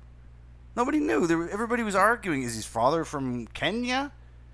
He grew up in Indonesia with his mother, who worked for with his white mother, who worked for the Ford Foundation.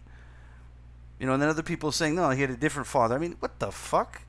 How does somebody like that become a president of the United States where they don't even know where the fuck he's from? And then I'm trying to remember the guy's name, but it was like a well-known communist, maybe but the Weather Underground was his mentors, like the guys, the terrorists known as the Weather Underground. Oh yeah. Bill Ayers maybe. But his real father is like a well-known communist. I'm going to do a search. I can't remember his name. There's a video of a mailman that used to deliver mail to Obama's residency in Chicago growing up, and the parents that were looking after Obama said that he's going to be the next president to the mailman when he was just an infant. Yeah. He had such a shady and non-transparent history and past. Nobody knew where the fuck the guy was from. And then they threw that whole Indonesian thing into it. I remember I was in Indonesia when that fucking guy came into power. And then they started saying, hello? It's Frank Marshall Davis.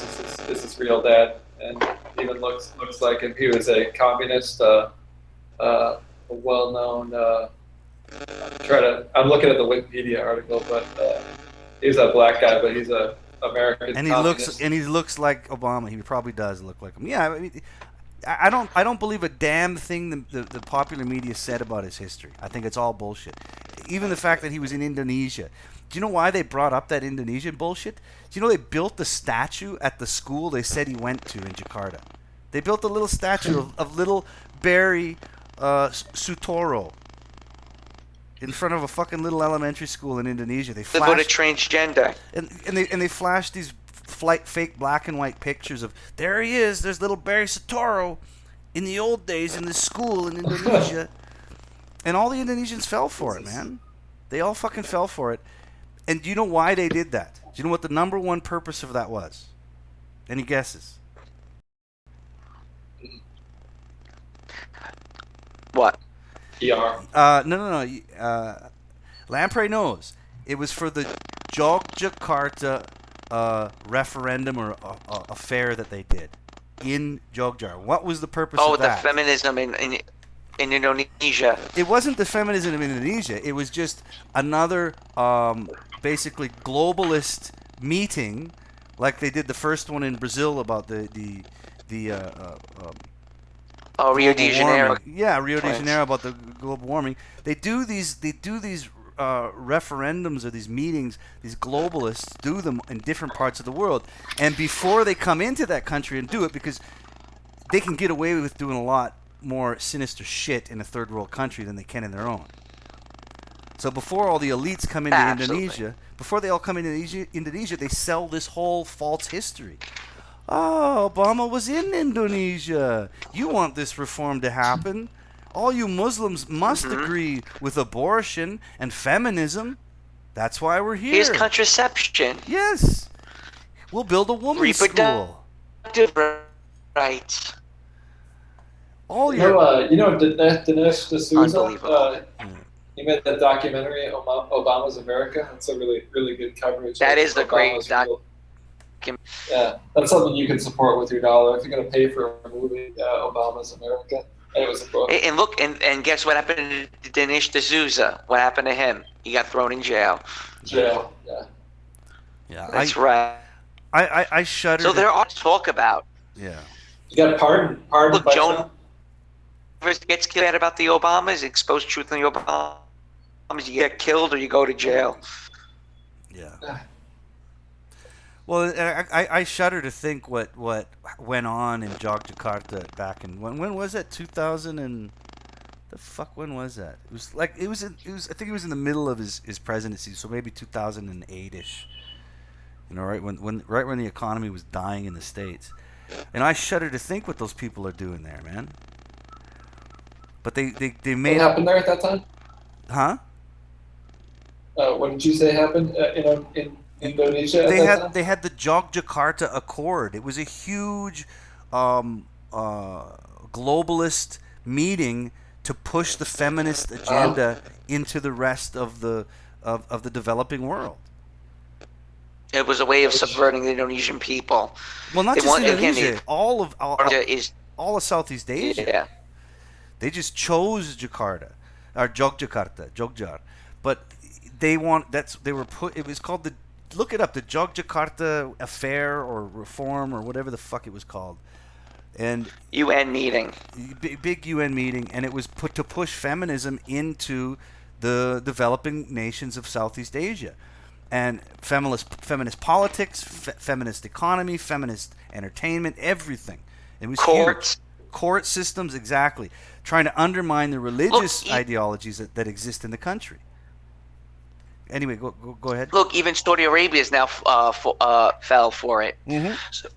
So Saudi Arabia has been under attack for the. People are truly aware of that.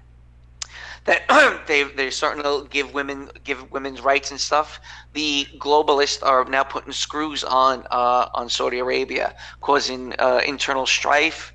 They sanctioned the UN or the American allies. We'll put it, sanctioned Qatar. Mm-hmm.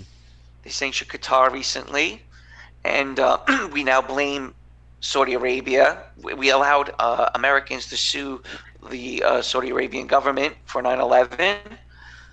That just happened. Women now have the right to go to school and drive. So there's a lot of things that are happening to Saudi Arabia, and obviously what AM just stated with Indonesia is that there is a huge push for feminism and equal pay and contraception going into a lot of these conservative countries. Abortion. The whole works, and that's why they created this fantasy or this fiction of Barry Soetoro, he went to school with his single white mom who worked for the Ford Foundation in this little. It's just the Indonesians it up, man. They're already Strong, fucking independent woman. Yeah, they're already super. So they just think, oh, this great hero from America, he lived in our country. No, he didn't. It was all a fucking fiction, man. Absolutely insane. Anyway, hold on a I second. gotta take a leak. I'll be right back. Okay. Well, Okay. how about this? We're gonna cut to commercial because we're having some video issues as well, and we'll be back in a few minutes, gentlemen. Be right Okay. back.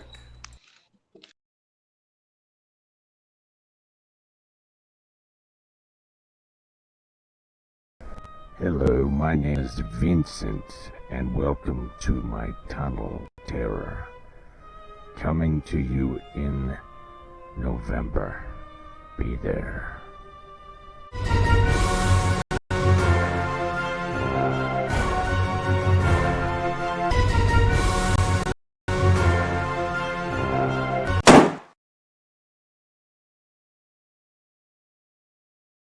Hello, comrade. John Johnson here. Former citizen of the USSR. Communism for you Americans. Are you tired of the leftist media and TV programs? Need a laugh? Check out Slaughterhouse Cartoons. They are shamelessly making fun of everything. Women, men, any and all things. We at Slaughterhouse Cartoons also believe in the democratic process. So if you are a verified subscriber on YouTube, you have one vote per person, up or down, in comments, per cartoon. To keep it or dump it. We are also on Minds, BitChute, Twitter, Gab AI, Steemit, and all under the same name. If you like crude, rude, and everything else, check out Slaughterhouse Cartoons. You will not be disappointed. Goodbye.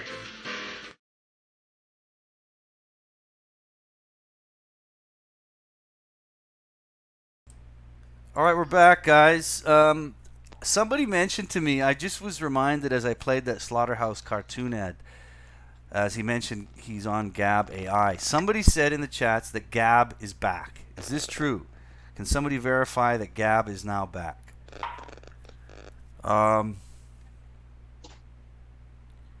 Rico Champagne, why I am? What's the end game? And I think he's talking about what I discussed with Obama in Indonesia. The end game is to have Indonesian people, culture, and politics to follow their global feminist agenda. They're fucking very sly. They're very good at creating that kind of that history. It's absolutely amazing. Whoever Obama was as a person, whoever he really was, he didn't spend a goddamn day in that country. You don't think, Huh? What's that? you don't think so? No. You don't think Obama was really there? No, he wasn't fucking there, man. They Well, isn't it funny how there was a transgender, that story of him being in Indonesia? So yeah, maybe you are right. Maybe it was It's a false fiction. narrative. It's a fiction. It's a false narrative. They have to do that shit. I mean, who was Obama? A Kenyan? Hawaiian? Who was his mom? Was it the white woman? Mixed race, Like, was it the white woman? Was dad, it dead. yeah, man. Like, was it the white woman that worked for the Ford Foundation? No, man. All bullshit. His entire it's all a The fiction. first time when did Obama? You know what year? What's that? Say it again. Hear Obama. What year did you first hear Obama? Oh, well, it was probably the year he ran. Whatever year that was. Nobody heard of him before then. Oh, yeah. So 2004. So he came out of nowhere. Yes, of course he came out of nowhere. Nobody knew the fuck what the guy was. All right, so I remember when I first saw him, it was 2004. He was on the Daily Show with Jon Stewart, and it was his first time running for a state senate. And I'm like, oh, look at this guy. This guy looks weird. He's like, what a interesting name. You know, and Obama was all optimistic and stuff, and he was on Jon Stewart. He was picked a long time ago. Well, right? and that's the thing. Like he has Barack Hussein Obama, and then when he's in Indonesia, he's Barry Sutoro because he's got to have that name. You know, it's all... Fuck, man. It's such a fiction. Such a goddamn fiction. He was a nightmare, man. I'll never vote Democrat. He ruined it for me. Yeah. Absolute nightmare. And I had to watch all of my old friends from Canada as I lived in Asia. I had to watch them all just suck his dick so hard. It was incredible. Like, it just... The cult of personality with that man was... I think the cult of personality with Obama is Trump's cult of personality pales in comparison to how the Democrats worshiped that man. It was fucking insane. Insane. Well, I think the Republicans are going to be in power for quite some time. If we're going to look at the left-right paradigm, which goes back to baby boomers, okay, baby boomers, they love their Democrat-Republican fight. They love it. It's like UFC SmackDown or some shit. Boomers lap it up. They lap it up. Tee off. You know, it's the other thing about baby boomers. I know we're going back to baby boomers here for a second, but you like how baby boomers complain about you doing illegal drugs. Meanwhile, as long as it comes in a prescription, Viagra, opiates. Think about it. So the opiates get their drugs from. Yeah. Because baby boomers giving it to them. Yeah, absolutely. It's cutting it. The baby prescriptions to young kids. The Ritalin and whatever other drugs they give, they hand off to their children. That's another one. Yep. What happened to Luke? Is Luke there? He's taking a shit, I think. He'll be back in a bit. Wonderful. He's still... That's what I want to hear. He's still... Turd. Let me go back to that article. This is the one, again, I said is called "If Millennials Won't Stand Up for Themselves, Who Will?" And here's where the twist comes in, and I think Luke wanted to hear it, but he's going to miss it here. It says, many left-wing commentators think that this iconoclasm will enable millennials to break free of society's oppressive structures. Again, this is... Millennials don't love America anymore. Pointing to distrust of Wall Street and big business, Jacobins Corey Robin, a prominent left-of-center writer and professor, claimed that millennials are the American earthquake. Of course they are, little Stalin. He might also have mentioned young people's passionate embrace of Bernie Sanders. We talked about that, who promised a revolution. The will of this new generation is not like that of its recent predecessors, Robin concluded. So, the premise of this is that the baby boomers didn't give a shit about what was going on. The concepts that you learn in history about the boomers during the 60s and the Vietnam War and flower power and rebellion, that was all a show, right? They didn't want to, they joined the system. They didn't want to tear it down. And the premise of what he's saying now is the millennials suddenly are distrustful of their government. They want a revolution. They're very left-leaning. They hate America. And then this author says this: he may be right, but millennials are wrong. In fact, millennials are ignoring the biggest inequity of all, the looming unsustainable debt load that their elders are accumulating.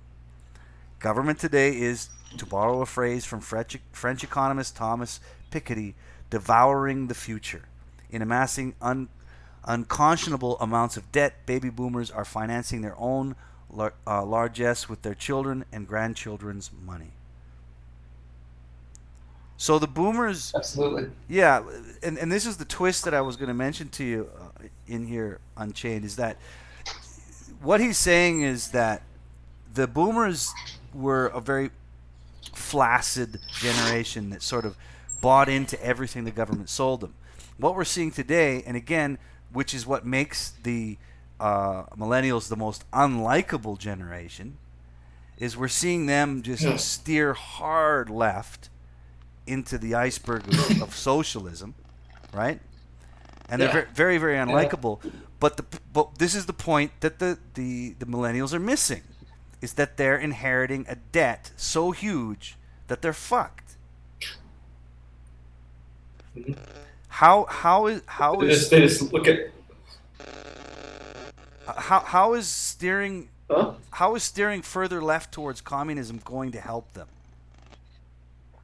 I don't understand that. Yeah, they just think in terms of they just think in terms of feelings and what people deserve, and they don't care about how it gets done or who pays. It's just about feelings over facts. It's not about facts. It's about feelings. That's the SJW millennial way. It's all about feelings over facts, and you can't offend anybody. That's very high on their list of life priorities. Nobody can be offended. I clearly solely blame that on the lack of external threats. Can't be a bully. What's a bully? Exerting some type of moral authority on a situation or something where you're not allowed to criticize someone's decadent behavior.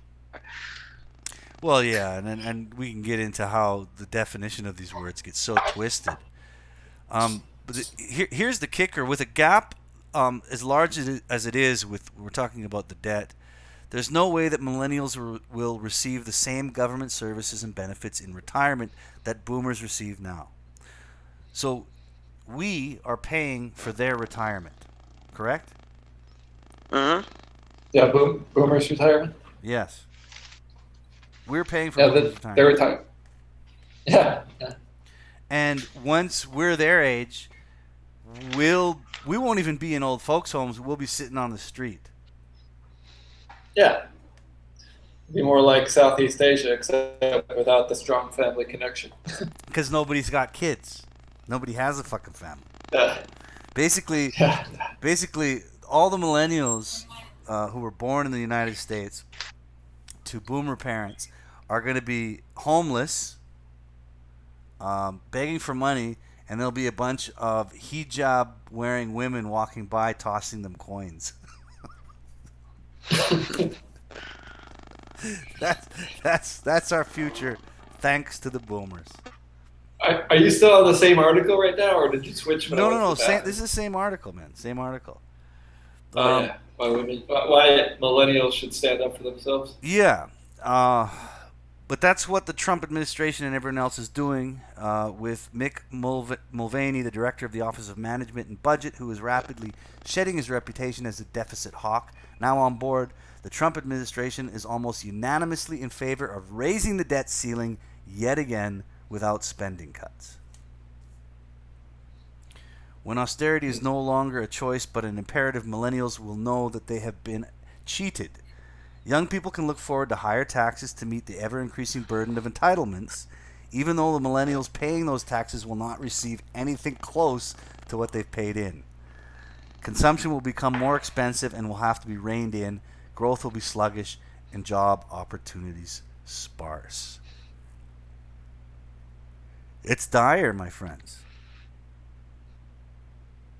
I mean... It's not just America. All the major countries have massive debts, especially China. China has the biggest debt bubble of all. It's all smoke and mirrors. They're not a strong country at all. Well, we talked a little... No, they are. I think they're pretty serious, man. Well, we talked about it. They have numbers. Yeah, we had Brooklyn Monk on Unchained. Yeah, we had the Brooklyn Monk on. He's in China now. Oh, yeah. Well, he doesn't have faith in it either. He doesn't have faith in the Chinese economy either. But dude, I tell you what, in America, they're just taking over everything, buying up everything, overpaying stupid money on horrible places to live. But they're being held up by people like Soros, the UN, EU, all the communist corporations like Apple and Google. They're all going over there, and $900 billion a year trade deficit from America. That's just like us just getting directly sold out to make us weak and them strong, because it's the globalist headquarters. They're trying to build that up, but it's an illusion, because they're all based on debt, and their housing markets are all shit. The Chinese housing markets, even in Canada and all over the world, it's all a big bubble. Yeah. Well, you can watch as far as their military strength, they've got nothing. They're surrounded by enemies. and they're completely dependent on foreign trade. They can't rely on only themselves. China, they're dependent on foreign trade. You are correct. They're surrounded by They import food. yeah, and they're surrounded by enemies. If there's an actual war, they're surrounded by enemies, dependent on foreign trade. And this trade, as far as a trade war, that, like I said, they're dependent on foreign trade. We're far less that way. I mean, America could be self-sufficient, and we could get our own oil even and stop making Saudi Arabia rich. Yeah, we don't need the rest of the world, and people don't seem to realize that. We really don't. Phil McCracken says, well, first, truth climbs above us. They will have plenty of fake rice and Soylent Green to eat. They're talking about boomers. Phil McCracken says, Soylent Green is boomers. You're absolutely right. I mean, that really is what's going to happen. I want to, with the article here, it says, the novelist Christopher Buckley once envisioned the conflict coming to a head with young people rioting outside of gated retirement communities. Really? They're probably starving, and they're going to want to cannibalize them over Social Security tax hikes. He goes, this is far-fetched mostly because it presents an alternate reality in which millennials actually understood where their interests lay. And here's the problem. Young people seem to understand that the system is flawed, but they direct their ire at a boogeyman and make the underlying problem worse. When millennials protest rising in-state college tuition, for example, their focus is on plutocrats and fat cat financiers. In other words, capitalism. But the straight white male is the biggest yes. boogeyman of all. Fucking the boomers are just lapping that shit up too. But on the defined benefit pension plans for public employees that are eating away at state budgets. In reality, it is these unfunded retirement plans that are restricting access to public universities, engines of upward mobility and the American dream, and worsening inequality. Hey, can I digress for a moment? I'm sorry. Yeah, please do. But my baby boomer father just walked in the door. I'm looking at. Oh yeah. So, let me ask my father. What do you think of entitlement generation? We're entitled? Is that what you're saying? Yeah. Entitled to what exactly? They don't want to work for anything. They just think everything's entitled to them. Okay, so you heard it from a baby boomer. Need I say more? Say more. It's our fault, right? Yeah. The pot calling the kettle black. Yeah, the pot calling the kettle black. Absolutely. Holy shit! Unbelievable. Man. So this is the abuse that I get. But the one thing I like about this article, Lamprey, that you sent me, and you're right, this is a good one, because what it's really doing is it's saying that if things are to change, then the millennials themselves need to focus their energy on the right problem.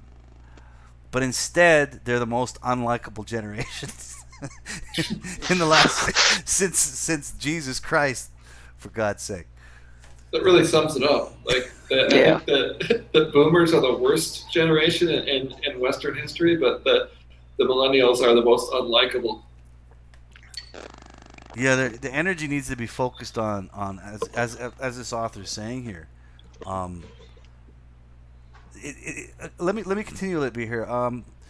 I told you they understand it's flawed, but they don't realize that it's these unfunded retirement plans that are actually restricting access to public universities, because all millennials want to be educated or get an education they can't afford. It's a human right. Yeah, it's a human right.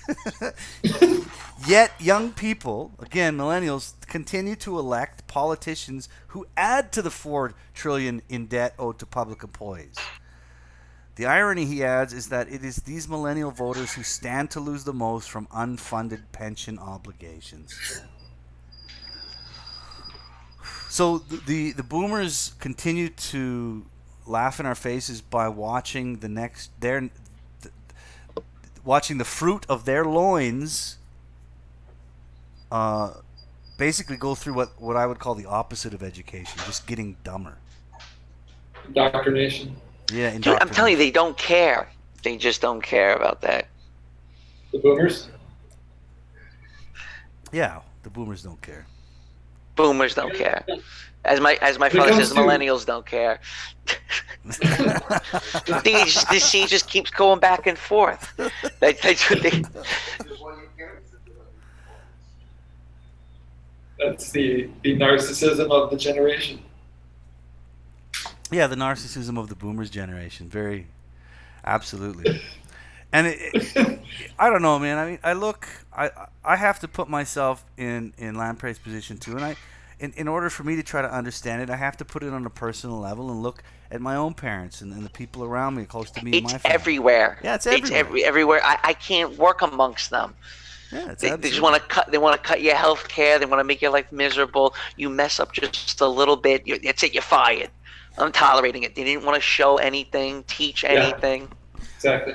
And what are they doing while they're waiting for their government handouts for pension, and to dump this debt load onto the next generation? What are they doing? They're fucking traveling the world. They're fucking traveling all over the world, taking plane flights everywhere, taking boat trips and cruises. They're going places. Instagramming in Santorini. Yeah, man. Well, I'm talking boomers here, man. You know, boomers. No, boomer housewives want to go. They want to go with their daughters. Yeah, true. Very true. Yeah. Jesus Christ. I'm a kid again. You know, trying to be, instead of being modest at 60 years old, you're going to Santorini with 20-year-olds. And fucking 15-year-old boys, like that article I showed you. But it wasn't Santorini. Unbelievable. What was it? Was it living Santorini? for the moment? Is living for the moment. That's their entire life has been all about. Just living in the now and fuck the future. It's a nice way to. It's a nice way to live. Yeah. None of the generations before them did that as a whole. Couldn't go to school every other day to share her brothers and sisters. She wasn't able because she didn't have shoes. Yeah. That's what my grandmother went. My grandfather went to Brooklyn because grandfather dropped that Brooklyn Navy Yard. Hold on. Rico's leaving. Good night, Rico. Thanks for coming in. We're probably going to wrap it up soon. Maybe give another 15 minutes into the show. Well, let's wrap up the night. We got the election coming up. I actually think the Got to hit on the election. are going to sweep the Republican blowout. Yes. Everybody vote. That's what I think. Straight ticket Republican across the board to support the God Emperor Donald Trump. Yep. Oh, fuck. I Donald love my fucking J. I love my MAGA hat, man. I'm a Canadian with a MAGA hat, and I swear I've never felt more powerful. It is a good feeling, right? Yeah. It's like a Superman feeling. I know you put it on your head. I swear to God, and everybody around you just melts. He's a boomer, bro. Like a goddamn boomer. snowflake. It's incredible. but so when you mentioned something about people like sort of zombie apocalypse kind of scenario when. But what I think is a real zombie apocalypse is blue cities when government aid is totally cut off and people who are dependent on government get cut off, or in a financial collapse, blue cities are, and the people who are cut off are going to be like acting like zombies, hordes of zombies, and people who kind of have a setup in a compound will be having to hold off people from trying to invade their homes. This is blue cities. Absolutely. I agree So with blue that. cities. You know what? I also think is a good quote to bring up here by Tom Jefferson is. Hold on a sec. Let me go back to it. I view great cities as pestilential to the morals, the health, and the liberties of man. So basically, like city life is a great way to destroy the health and the morals and Absolutely. liberty of it's like Behavioral sink, Luke. Behavioral sink. I can't wait, and I would love. That's a fantasy of mine. It would be to sit front row with the largest fucking bowl of popcorn in the world and watch blue cities get denied government funding. I would fucking love that, man. You know, that would be the zombie apocalypse. Yeah, it would be a John Carpenter film, man. Yeah. Are you kidding me? Could you imagine like black single mothers, obese black single mothers, just I don't know, tearing each other apart? To pull the silicone out of their asses to sell on the street or something. I don't know. I mean, I'd fucking love that. I would love it. That would be like Mad Max or Escape from New York kind of thing. Yeah, absolutely. Escape from New York. Absolutely. And it would be overrun with obese single mothers. First thing they do is sell their children. That'd be the first thing they do. Sell their children to Canada for food or something. And the next like they do in Southeast Asia. Yeah, and then the next thing they do is attack each other and cut out their silicon to sell on the black market. But people would definitely be like ganging up in teams to try to break into the rich folks' homes, the gated communities. They would be ganging up to try to overthrow the gated communities. Well, Chucky Schumer's home would be raided. Yeah. Yeah. No, that's a dystopian future. That's probably the most accurate dystopian future that we could hope to see. I mean, fuck running. The city with. Yeah. For whatever purpose, let's say it's a financial crisis again, and all of the baby boomers' pensions, it's gone. There's no money for the boomers. There's no more money to put into welfare assistance and government funded programs. It's just, and they have to just cut it off overnight. It's like tomorrow, you're cut off.